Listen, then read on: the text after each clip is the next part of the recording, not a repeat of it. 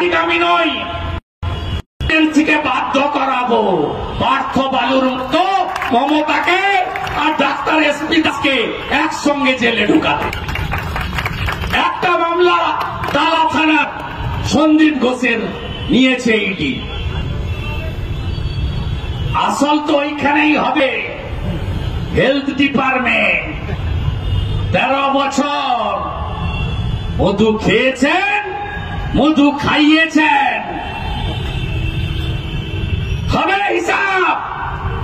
সোমবার দিন আবার একটা ভালো তথ্য বিকাল বেলা দেব, ভালো তথ্য দেব, আজকে বলছি না, ভালো তথ্য দেব। আপনাকে বলে গেলাম ব্যাগ গুছান, আপনি ব্যাগ গোছান। আপনার মুখোশ মঙ্গলবার বিধানসভায় আমি দেব। আমাদের ধর্ণা চলছে, চলবে।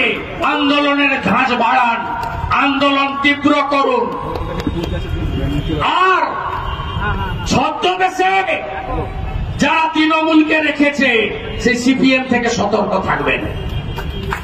লাগাতার নবান্ন অভিযানের আগে সেলিম সাহেব থেকে মীনাক্ষী, বিজেপির প্রোগ্রাম, শুভেন্দুর প্রোগ্রাম, আরএসএস এর প্রোগ্রাম, একটাও বিজেপি নেতা ছিল না, অর্জুন সিং ছিল পিছনে। তাও সাংবাদিকদের বলেছে মেয়ের বাপ হিসেবে এসেছে, বিজেপি হিসেবে আসেনি। খুব ট্রোল করেছে। বলরাম বাবু কবে ছাত্র হলো, অর্জুন সিং কবে ছাত্র হলো, 70 বছরের জর্জিয়া ইউনিভার্সিটির ভুয়া ডক্টরে মাননীয়া পিসিমণি, তিনি কবে ছাত্রী হলেন? আর ওই বাছুরটা গেছিল 36 বছর বয়স, ভুয়া ইউনিভার্সিটির MBA, সে কবে ছাত্র হলো? দুজন দুটো ডিগ্রি লেখে না, একটা ভাইপো লেখে না MBA, ভুয়া ইউনিভার্সিটি 5 লাখ টাকা দিয়ে সার্টিফিকেট কিনেছিল, ধরতে লেখা। আর জ্যোতিবাবু ধরেছিল জর্জিয়া ইউনিভার্সিটির ডক্টরেট, জ্যোতিবাবু ধরার পর থেকে আর লেখে না। চিটিং বাসদের হাত থেকে বাংলাটা বাঁচান, বাংলা বাঁচান। বিজেপি ভোটের জন্য লড়ে না। 2001 সালের পরে দলমত, বর্ণ, ধর্ম, সম্প্রদায় নির্বিশেষে যেখানেই সরকার, সরকারি দল আক্রমণ করেছে সেখানেই বিজেপি বিনা স্বার্থে গেছে। মমতা ব্যানার্জি বাগটুইতে যাওয়ার আগে যেখানে মুসলমান মহিলা পড়ানো হয়েছে, আমরা গেছি 55 জন MLA নিয়ে। পঞ্চায়েত ভোটে মগরাহাটে সিপিএম ISF এর বাড়ি লুট হয়েছে, আমরা গেছি। আমডাঙ্গায় বোমা বিস্ফোরণ করে সংখ্যালঘু গ্রাম উড়িয়ে দেওয়া হয়েছে, 7 জন মারা গেছে। আমরা, আমাদের রাজ্যের নেতারা গেছেন। ভারতীয় জনতা পার্টি, এই সরকার, এই সরকারি দল, এই সরকারি দ্বারা আক্রান্ত যে কোন লোকের পাশে আছে। মাননীয়া ফাঁসি তো দেবেন, আরেক কার্যকর হলে আমরা চাই 9 তারিখের কি হলো। আপনি বলছেন সিবিআইয়ের কাছে চলো, আমি বলি এভিডেন্স লোপাট করা মমতা ব্যানার্জির কাছে আগে চলো, আগে চলো। আর পুলিশ বাবা পার করেগা।